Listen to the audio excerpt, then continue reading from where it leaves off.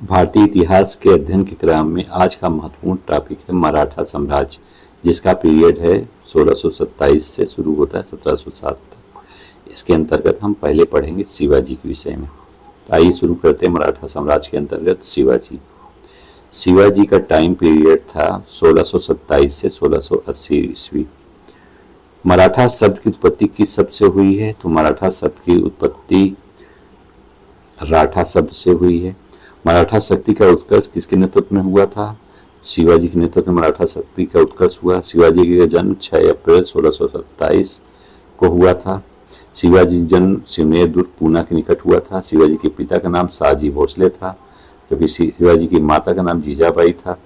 शाहजी भोसले के पूर्वज किस वंश से संबंधित थे? तो ये राजपूताना के सिसोदिया वंश से संबंधित थे।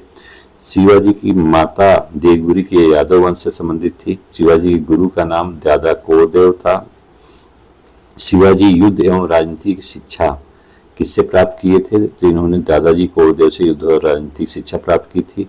शिवाजी के आध्यात्मिक गुरु रामदास थे। शिवाजी का पालन पोषण एवं संरक्षण दादाजी कोरदेव और माता जीजाबाई द्वारा किया गया था। शिवाजी का सर्वप्रथम विवाह साईबाई निपालकर के साथ हुआ था। कौन सी पत्नी शिवाजी की मृत्यु पश्चात सती हो गई थी? तो शिवाजी की पत्नी पुतलीबाई शिवाजी की मृत्यु के बाद सती हो गई थी।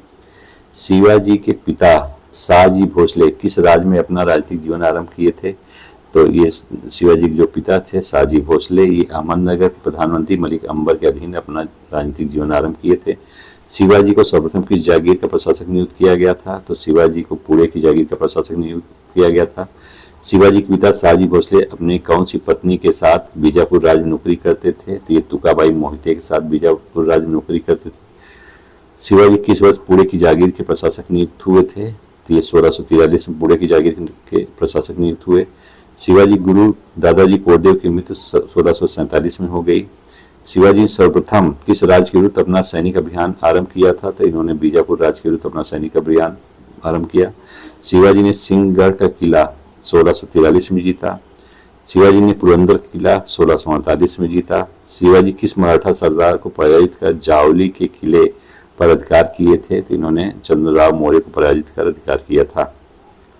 शिवाजी ने किस स्थान को अपनी राजधानी बनाया था? तो इन्होंने रायगढ़ को 1656 में अपनी राजधानी बनाया। शिवाजी का मुगल सेना में सर्वप्रथम संघर्ष 1657 हुआ, यानी शिवाजी का मुगल सेना से सबसे पहले संघर्ष हुआ 1657 हुआ। शिवाजी के पिता शाहजी भोसले को किस राज्य के द्वारा कैद में रखा गया था? तो बीजापुर के राज्य द्वारा शिवाजी के पिता शाहजी भोसले को कैद में रखा गया था। अगला पॉइंट है, शिवाजी के विरुद्ध किस सेनापति को बीजापुर राज्य ने भेजा था? तो ये थे अफजल खां। अफजल खां को बीजापुर राज्य ने शिवाजी के विरुद्ध भेजा था। अगला है, अफजल खान ने किसे अपना दूत बनाकर शिवाजी के पास भेजा? तो कृष्णाजी भास्कर को अपना दूत बनाकर भेजा था शिवाजी के पास। शिवाजी अपने बगनक से किस सेनानायक की हत्या की थी? तो इन्होंने अफजल खां की हत्या की थी। शिवाजी किस मुगल सेनापति एवं दक्कन के सूबेदार को पराजित किए थे? तो इन्होंने शाइस्ता खां को 1663 में पराजित किया था। शिवाजी किस वर्ष सूरत को लूटा था? तो इन्होंने 1664 तथा 1670 में सूरत को लूटा था। शिवाजी किस मुगल गवर्नर को पराजित कर सूरत को लूटा था? तो शिवाजी ने इनायत खां को पराजित कर सूरत को लूटा था। पुरंदर की संधि किस मुगल सेनापति के मध्य हुई थी? तो ये शिवाजी मुगल सेनापति जयसिंह के मध्य हुई थी। किस मुगल सेनापति ने शिवाजी को 1665 में पुरंदर की संधि पर हस्ताक्षर करने के लिए विवश किया था? तो ये थे राजा जयसिंह। पुरंदर की संधि किस वर्ष संपन्न हुई? ये 22 जून 1665 को संपन्न हुई थी। पुरंदर की रक्षा करते हुए किस मराठा सेनापति को वीर गति प्राप्त हुई थी? तो ये मुरारी बीजा प्रभु को। पुरंदर की संधि के अनुसार शिवाजी ने कितने किले मुगलों को देना स्वीकार किया था? तो इन्होंने 23 किले मुगलों को देना स्वीकार किया था। पुरंदर संधि 1665 समय कौन सा विदेशी यात्री उपस्थित था? तो पुरंदर की संधि 1665 समय मनुची उपस्थित था। शिवाजी ने मुगलों को किस युद्ध में पराजित किया है? इन्होंने सलाहार के युद्ध में पराजित किया था मुगलों को। शिवाजी अपने पुत्र संभाजी के साथ 1666 में किस मुगल बादशाह के दरबार में उपस्थित हुए थे? तो 1666 में शिवाजी बादशाह औरंगजेब के आगरा दरबार में उपस्थित हुए थे। अगला पॉइंट है, मुगल शासक औरंगजेब ने शिवाजी और उनके पुत्र संभाजी को किस स्थान पर कैद कर रखा था? तो इन्होंने जयपुर महल आगरा में कैद कर रखा था। शिवाजी ने किस राज परिवार के साथ मैत्री वैवाहिक संबंध बनाए थे? तो इन्होंने सिरके, मोरे, निवालकर और देशमुख के साथ मैत्री संबंध स्थापित किए थे। शिवाजी ने अपना औपचारिक राज्याभिषेक रायगढ़ दुर्ग में किया था। शिवाजी अपना औपचारिक राज्याभिषेक 16 जून 1674 में किया। शिवाजी का राज्याभिषेक काशी के गंगा भट्ट या पंडित विश्वेश्वर द्वारा किया गया था। शिवाजी राज्याभिषेक के अवसर पर कौन सी उपाधि धारण की थी? इन्होंने छत्रपति हिंदू धर्मोद्धारक की उपाधि धारण की थी। शिवाजी के राज्याभिषेक 1674 के समय कौन सा विदेशी व्यक्ति वहां उपस्थित था? तो वो जार्ज ऑक्सडेन वहां उपस्थित थे। शिवाजी की माता जीजाबाई की मृत्यु जून 1674 में हुई। शिवाजी ने दूसरी बार राज्याभिषेक कराया सितंबर 1674 में। अगला देखते हैं। अगला है शिवाजी का दूसरी बार राज्याभिषेक कांची के निश्चलपुरी गोस्वामी ने किया था। शिवाजी के जीवन का अंतिम अभियान कर्नाटक का अभियान था। मराठा साम्राज्य की दक्षिणतम राजधानी जिंजी थी। शिवाजी की मृत्यु कब हुई थी? तो ये अप्रैल 1680 में हुई थी। शिवाजी को पहाड़ी चूहा औरंगजेब ने कहा था। शिवाजी के प्रशासन की बात करते हैं। अष्टप्रधान मंत्रिपरिषद किसके राज प्रशासन से संबंधित है? तो ये शिवाजी। अब यहाँ देखते हैं शिवाजी के अष्टप्रधान यानी मंत्रिपरिषद को। पेशवा प्रधानमंत्री होता था। दैनिक कार्यों का संचालन प्रशासनिक संगठनकर्ता पेशवा होता था। अमात्य या मजमूदार ये अर्थ मंत्री, वित्त मंत्री, राजस्व संबंधित विभाग के प्रमुख होते थे। वाक्यानवीस ये दैनिक कार्यवाही का विवरण रखते थे। सचिव या सुरु नवीस ये राजकीय पद व्यवहार का कार्य देखते थे। सुमंत या दबीर ये विदेश मंत्री होते थे। सेनापति या सरे नौबत सैन्य संगठनकर्ता, भर्ती रसद प्रबंधकर्ता होते थे। पंडित राव ये धार्मिक कार्यों का संपादन करते थे, शिक्षा अनुदान आदि देते थे। न्यायाधीश ये मुख्य न्यायाधीश होते थे। यहाँ दिया हुआ शिवाजी के अधीन प्रशासनिक इकाई। प्रांत का प्रमुख होता था सूबेदार या मामलतदार। महल का प्रमुख होता था सर हवलदार। तर्क का प्रमुख होता था हवलदार। मौजा का प्रमुख कारकुन। गांव का प्रमुख पाटिल या पटेल होता था। अगला है मराठा का प्रमुख अधिकारी। दीवान सचिव होता था। मजूमदार लेखा परीक्षक होता था। फड़नवीस उपलेखा परीक्षक को कहा जाता था। सबनीस या दफ्तरदार कार्यालय प्रभारी होता था। कारखानीस रसद अधिकारी होता था। चिटनीस पत्ताचार लिपिक होता था। जमादार ये खजांची होता था। देश पांडे जिलाधिकारी होता था। कुलकर्णी लेखपाल होता था। पिराजदार जमींदार को कहते थे। पाटिल या पटेल ग्राम का मुखिया को कहा जाता था। निकला सरजामी प्रथा किससे संबंधित थी? सरजामी प्रथा मराठा भू राजस्व प्रथा से संबंधित थी। सरजामी प्रथा मराठा भू राजस्व प्रथा से संबंधित थी। सुरक्षा के लिए मराठों के राजस्व के दावों को किस नाम से जाना जाता था? तो इसको चौथ कहा जाता था। मराठों द्वारा चौथ कर का कितना भाग वसूल किया जाता था? तो ये 1/4 यानी 25% वसूल किया जाता था। शिवाजी की भू राजस्व व्यवस्था किस प्रथा पर आधारित थी? इनकी भू राजस्व व्यवस्था रैयतवाड़ी प्रथा पर आधारित थी। शिवाजी ने किसके अधीन भूमि की माप करवाई थी? तो इन्होंने अन्नाजी दत्तों के अधीन भूमि की माप करवाई थी। मराठा कालीन भूमापक यंत्र इकाई किस नाम से जाना जाता था? तो जरीब या काठी के नाम से जाना जाता था। शिवाजी के समय मराठा साम्राज्य में कौन सी मुद्रा प्रचलित थी? तो हून नामक मुद्रा शिवाजी के समय प्रचलित थी। चौथ कर को किस अन्य नाम से जाना जाता था? तो इसे मुगलई नाम से जाना जाता था। शिवाजी के राज में प्रचलित रजत मुद्रा कौन सी थी? शिवाजी के राज में रुपया, लारी या टका प्रचलित था।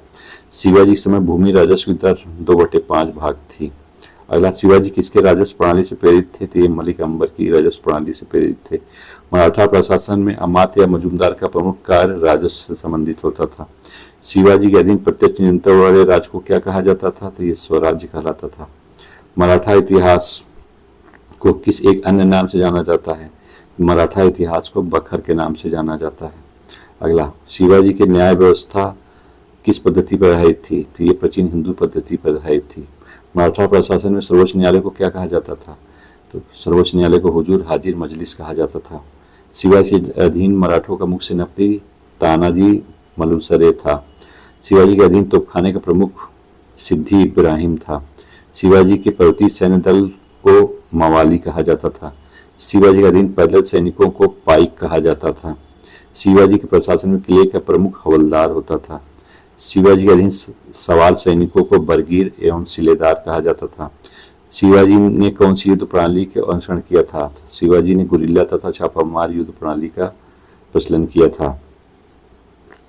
अगला पॉइंट है rise of the Marathas power नामक पुस्तक महादेव गोविंद रानडे द्वारा लिखी गई है। महादेव गोविंद रानडे द्वारा लिखी गई। किस अंग्रेज विद्वान ने मराठों का इतिहास लिखा? मराठों का इतिहास लिखा है ग्रांड डफ ने। मोडी लिपि का प्रयोग किसके विलेखों प्रपत्रों में किया जाता था? तो मोडी लिपि का प्रयोग किया जाता था मराठों द्वारा। शाहजादा मुअज्जम और जसवंत सिंह ने औरंगजेब से शिवाजी को कौन सी उपाधि देने की सिफारिश की थी? तो इन्होंने राजा की उपाधि देने की सिफारिश की थी। किस भारतीय विद्वान ने शिवाजी की चौथ प्रणाली की तुलना लॉर्ड वेलेस्ली की सहायक संधि से की है? तो ये किया है महादेव गोविंद रानडे ने। किसे दक्कन क्षेत्र में गुरिल्ला युद्ध नीति का प्रणेता माना जाता है? तो ये शिवाजी को माना जाता है। अष्टप्रधान जो शिवाजी के मराठा साम्राज्य के प्रशासन में सहायता करते थे के संदर्भ में कौन केंद्रीय प्रशासन का प्रभारी होता था? तो केंद्रीय प्रशासन प्रभारी मोरोतियम्बक पिंगले थे। बखर क्या है? ये इतिहास रचना के वर्णात्मक साधन है। शिवाजी के समय सर नौबत का पद संबंधित था सैन्य प्रशासन से। शिवाजी की मृत्यु रायगढ़ में हुई थी। अगला पॉइंट देखते हैं शिवाजी के संदर्भ में विभिन्न इतिहासकारों के मत। यदुनाथ सरकार ने शिवाजी के संदर्भ में क्या कहा है? इन्होंने कहा है शिवाजी भारत के अंतिम हिंदू राष्ट्र निर्माता थे। डॉक्टर मजूमदार ने कहा है शिवाजी एक कुशल सेनापति, सफल विजेता ही नहीं अपितु उच्च कोटि के सफल शासक भी थे। खाफी खां ने कहा है धोखे का पिता और शैतान का चतुर बेटा कहा है खाफी खां ने शिवाजी को। ग्रांड डफ ने मराठों को उदय आकस्मिक अग्निकांड की भांति हुआ ये कहा है। स्मिथ ने शिवाजी के राज को डाकू राज की संज्ञा दी है। सलबुलजले हेंग ने जितनी श्रद्धा और भक्ति जनसाधारण की शिवाजी की प्राप्त थी उतनी समकालीन किसी अन्य राजा को अपनी प्रजा से नहीं मिल पाई ये कहा है। राजस्थान ने कहा है लगभग सभी महान योद्धाओं के समान जिसमें नेपोलियन का एक ज्वलंत उदाहरण है शिवाजी भी एक महान शासक थे। अब यहाँ देखते हैं शिवाजी के उत्तराधिकारी संभाजी। इनका समय पीरियड है 1680 से 89। मराठा छत्रपति शिवाजी के कितने पुत्र थे? तो 2 पुत्र थे संभाजी और राजा राम। शिवाजी के पश्चात मराठा साम्राज्य के सिंहासन पर कौन बैठा? ये संभाजी इस सिंहासन पर बैठे थे। संभाजी की माता का नाम साईबाई निबालकर था। संभाजी की माता का नाम क्या था? तो ये था साईबाई निबालकर। संभाजी के गुरु का नाम केशव भट्ट और उमाजी पंडित था। संभाजी का जन्म 1657 में हुआ था। संभाजी की पत्नी का नाम येसुबाई था। संभाजी के पुत्र का नाम साहूजी था। संभाजी ने अपना राज्याभिषेक राजधानी रायगढ़ में करवाया था। संभाजी ने अपना राज्याभिषेक 1680 में कराया। संभाजी ने राज्याभिषेक पश्चात पेशवा किसे नियुक्त किया? इन्होंने नीलपंत जी को पेशवा नियुक्त किया था। संभाजी ने अपना प्रमुख सलाहकार कवि कलश को नियुक्त किया था।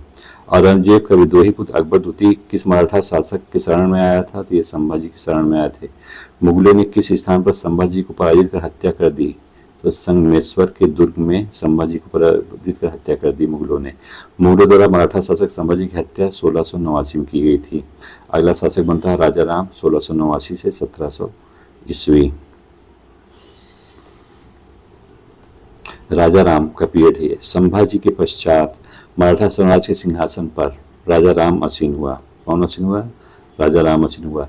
राजा राम का संभाजी के साथ क्या संबंध था? तो राजा राम संभाजी का सौतेला भाई था। मुगलों द्वारा संभाजी की हत्या के उपरांत किसे कैद कर लिया गया? तो येसुबाई उसके पुत्र साहू जी को कैद कर लिया गया था मुगलों द्वारा। मुगलों द्वारा रायगढ़ का अधिकार करने के पश्चात राजा राम ने किस स्थल पर शरण ली थी? तो इन्होंने जिंजी में शरण ली थी। राजा राम ने जिंजी के दुर्ग के पतन 1658 के पश्चात सतारा में शरण लिया। किस मराठा शासक ने सतारा को अपनी राजधानी बनाया? तो सतारा को अपनी राजधानी राजा राम ने बनाया। किस मराठा शासक ने नया पद प्रतिनिधि का सृजन किया था? प्रतिनिधि एक नए पद का सृजन राजा राम ने किया था। किस मराठा शासक समय मंत्री परिषद में 9 सदस्य हो गए थे? ये राजा राम के समय ऐसा हुआ था। मराठा शासक राजा राम की मृत्यु 1700 में हुई। अगली शासक है ताराबाई 1700 से 1707।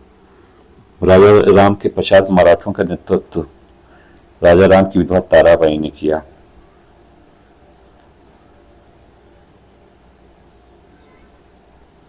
ताराबाई ने किसे मराठा शासक घोषित कर संरक्षिका के रूप में महत्वपूर्ण भूमिका निभाई थी?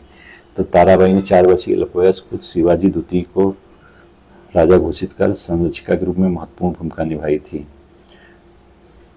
औरंगजेब की मृत्यु के समय मराठा नेतृत्व किसको हाथों में था? तो ये ताराबाई के हाथों में था। मराठा देवियों में जिसने 1700 ईस्वी में आगे मुगल साम्राज्य के विरुद्ध संघर्ष का नेतृत्व किया हुआ थी ताराबाई। कौन सा मराठा शासक राजा होते हुए भी सिंहासन पर नहीं बैठा? तो ये था शिवाजी द्वितीय। मुगल शासक बहादुर शाह प्रथम ने किस मराठा को कैद से मुक्त किया था? ये साहू जी को उन्होंने मुक्त किया था। खेड़ा का युद्ध किसके मध्य हुआ? खेड़ा के युद्ध साहू जी तथा ताराबाई के बीच 1707 में हुआ। खेड़ा के युद्ध उपरांत सतारा पर किसका अधिकार हुआ? तो सतारा पर साहू जी का अधिकार हो गया था। खेड़ा के युद्ध उपरांत दक्षिण में कोल्हापुर पर किसका अधिकार हुआ? तो दक्षिण में ताराबाई अर्थात शिवाजी द्वितीय का अधिकार हो गया। साहू जी 1708 से 1749। 1707 में साहू जी ने उत्तराधिकार के युद्ध में किसे पराजित कर स्वयं को मराठा शासक घोषित किया? तो इन्होंने ताराबाई को पराजित किया। साहू जी संभाजी के पुत्र थे। साहू जी ने अपना राज्याभिषेक सतारा में कराया। शासक बनने से पूर्व कौन सा मराठा शासक मुगलों को कैद में था? तो ये साहू जी मुगलों के कैद में थे। मराठा शासक साहू जी ने किसे अपना पेशवा नियुक्त किया? तो इन्होंने बालाजी विश्वनाथ को अपना पेशवा नियुक्त किया। किस संधि के अनुसार मराठा साम्राज्य के उत्तरी भाग सतारा पर साहू जी और दक्षिणी भाग कोल्हापुर पर संभाजी द्वितीय का अधिकृत विभाजन हो गया था? तो वारणा की संधि 1731 द्वारा। मराठों के अंतर्गत पेशवा की शक्ति का उत्कर्ष आरंभ हुआ साहू जी के समय। किसके समय मराठा राजा नाचीज हो गया और पेशवा वास्तविक शासक हो गया? तो ये बालाजी बाजीराव के समय। किस संधि के अनुसार पेशवा मराठा संगठन के वास्तविक प्रधान बन गए? तो पेशवा मराठा संगठन के वास्तविक प्रधान बन गए संगोला की संधि 1750 के अनुसार। संगोला की संधि 1750 पेशवा बालाजी बाजीराव और राजा राम द्वितीय के बीच हुई थी। अगले चैप्टर में पेशवा से संबंधित तथ्यों को पढ़ा जाएगा।